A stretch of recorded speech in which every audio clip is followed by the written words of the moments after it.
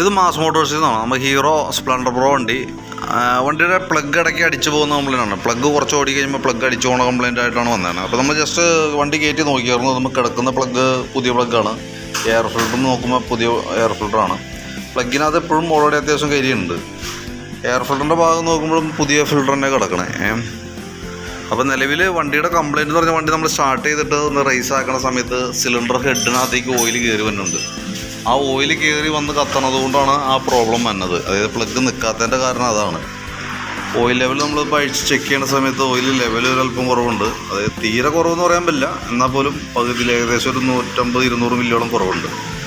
മൈന്യൂട്ടായിട്ട് oil കയറി കത്തി പോകുന്നതാണ് ശരിക്കും ഇതിൻ്റെ റിയൽ കംപ്ലൈൻറ്റ്. അപ്പോൾ അതിനകത്ത് ശരിക്കും നമുക്ക് ചെയ്യാൻ പറ്റുമെന്ന് പറഞ്ഞാൽ എനിക്ക് തോന്നുന്നു എയർ ഫിൽറ്ററും പ്ലഗും കാർബറേറ്ററൊക്കെ ഓൾറെഡി കാർബറേറ്റർ ക്ലീനിങ് ഒക്കെ ചെയ്തേക്കണതാണ് വണ്ടി. ട്യൂണിങ് നോക്കുമ്പോൾ ട്യൂണിങ്ങിൽ അങ്ങനെ വേറെ പ്രോബ്ലംസ് ഒന്നുമില്ല. അപ്പോൾ നമുക്ക് ചെയ്യാനെന്ന് വെച്ചാൽ സിലിണ്ടർ ഹെഡ് അഴിച്ചിട്ട് എന്താണ് അതിന് പറ്റിയേക്കണേന്നുള്ളത് കൃത്യമായിട്ട് നോക്കണം.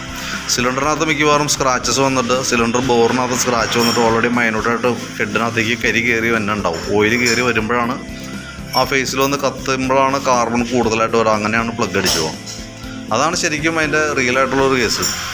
അപ്പോൾ നമുക്കിപ്പോൾ വണ്ടി കിലോമീറ്റർ ഓടിയാണത് ഏകദേശം 80,000 കിലോമീറ്ററോളം ഓടിയിട്ടുണ്ട്.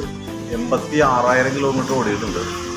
അപ്പോൾ സ്വാഭാവികമായിട്ടും നമുക്കത് അഴിച്ചു കഴിഞ്ഞാൽ എന്തായാലും സിലിണ്ടർ പ്രഷറിനകത്ത് പ്രോബ്ലം ഉണ്ട്. കാരണം എന്ന് വെച്ചാൽ കിലോമീറ്റർ വൈസ് നോക്കുമ്പോൾ അത്ര തന്നെ ആയിട്ടുണ്ട്. അപ്പോൾ അത് നോക്കിയിട്ട് എങ്ങനെ ചെയ്യേണ്ടതെന്ന് വെച്ച് കഴിഞ്ഞാൽ ഒന്ന് പറയുകയാണെങ്കിൽ അതനുസരിച്ച്, കാരണം അത് അഴിച്ച് നമുക്ക് ചെയ്താലാണ് ആ കംപ്ലയിൻറ്റ് സോൾവ് ചെയ്യാൻ പറ്റുള്ളൂ. അപ്പോൾ നോക്കിയിട്ട് അതനുസരിച്ചുള്ളൊരു അപ്രൂവൽ കിട്ടുകയാണെങ്കിലാണ് നമുക്കതൊന്ന് അഴിക്കാൻ പറ്റുള്ളൂ. അപ്പോൾ നോക്കിയിട്ടൊന്ന് പറയാം. അപ്പോൾ ഞാനത് അഴിച്ചു നോക്കിയിട്ട് എന്താണ് അതിൻ്റെ പ്രോബ്ലം എന്നുള്ളത് കൃത്യമായിട്ട് ഏത് പാർട്സുകളാണ് ഡാമേജ് എന്നുള്ളത് കറക്റ്റായിട്ട് അഴിച്ചു നോക്കിയിട്ട് അതിൻ്റെ ഡീറ്റെയിൽസ് പറയാം. അപ്പോൾ നോക്കിയിട്ടൊന്ന് അപ്രൂവൽ ആണെങ്കിൽ ഒന്ന് കയറ്റി നമുക്ക് അഴിക്കാം.